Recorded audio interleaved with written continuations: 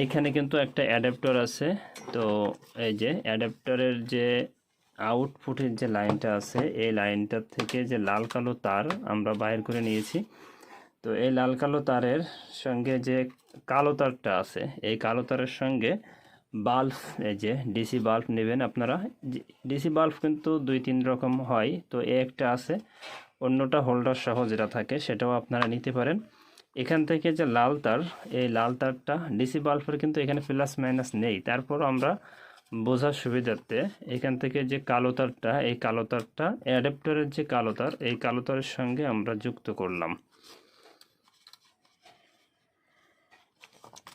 তো এরপর এটা আমরা কি করব, এখানে খুব সুন্দর করে দেখেন জিএনডি লেখা আছে, অর্থাৎ গ্রাউন্ডিংয়ে আমরা হচ্ছে এটা দিয়ে দিলাম।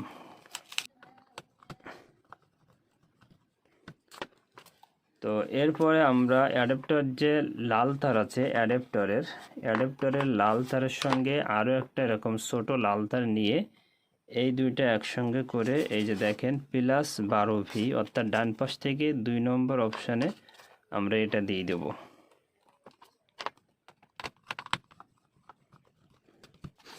তো এরপরে ছোট যে লাল তারটা নিয়েছিলাম, এই লাল তারের আরেক মাথা এটা আমরা রাউন্ড করে, অর্থাৎ এটা ঘোরায় নিয়ে এসে আমরা পাশের যে অপশনটা আছে সেইটা দিয়ে দেবো। ডান সাইড থেকে 3 নম্বর, বাম সাইড থেকে 2 নম্বর, যেটা হচ্ছে আপনার K1 লেখা আছে, এখানে দেখেন K1 এ দিয়ে দিব।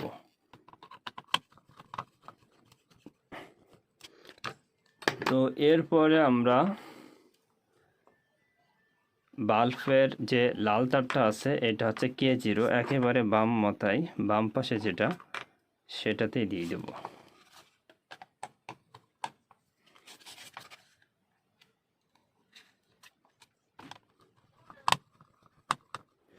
তো আমাদের কাজ কিন্তু শেষ। একই সাথে আমরা এই সার্কিটটা কিভাবে সেটিং করবেন সেটাও দেখিয়ে দেবো ইনশাল্লাহ। এখন আমরা কিন্তু অ্যাডাপ্টারের লাইন দিচ্ছি, অ্যাডাপ্টারের অপার মাথা এটা কিন্তু কারেন্টে দিয়ে দিবেন। তো আমরা কারেন্টে দিয়ে দিলাম, এখন কিন্তু লাইনটা চলে আসছে এবং এখানে বাল্বটা কিন্তু জ্বলা শুরু।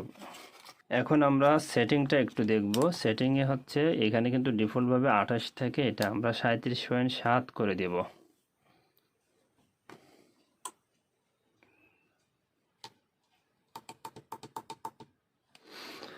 তো 37.7 করে দেওয়ার পরে আমরা কিন্তু অপেক্ষা করব।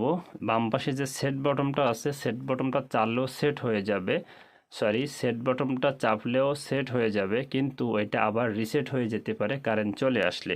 এই জন্য আমরা অপেক্ষা করব যাতে এটা অটোমেটিক সেভ হয়ে যায়। দেখেন এখন কিন্তু সেভ হয়ে গেছে 37.7-এ, এখন চাপ দিলে অসুবিধা নেই। এরপরে আমরা এটা চেপে ধরে রাখবো, 4 বার অন অফ হবে, এরপরে কিন্তু P0 আসবে। P0 আসলে আমরা আবারও বাম পাশে সেট বটনটা চাপ দেবো, এখানে C আছে, এখানে মাউস স্ক্যানের বটনটা চাপ দেবো, H হয়ে যাবে। এরপরে বাম পাশের বটনটা চেপে আমরা এটা সেট করে দেব। এরপর মাঝখানে বাটন চেপে আমরা P1-এ আসবো। P1-এ আসার পরে এখানে 2.0 আছে, এটা আমরা কমিয়ে 0.5 করে দেব। এরপরে এটা আমরা সেভ করে দেব। P2-তে যা আছে সেভাবে থাকবে, P3-তে যেটা আছে সেটাই থাকবে, এবং P4-এ আসলে এটা ক্যালিব্রেশন অপশন কত কম বেশি আছে সেটা এখানে ঠিক করতে হয়। তো আমাদের এই সার্কিটগুলো আমাদের কিন্তু পরীক্ষা করা আছে, এখানে -0.5 ক্যালিব্রেশন করতে হয়েছে। তো এরপরে আমরা এটা রেখে দেব, কিছুক্ষণের মধ্যে এটা সেভ হয়ে যাবে অটোমেটিক।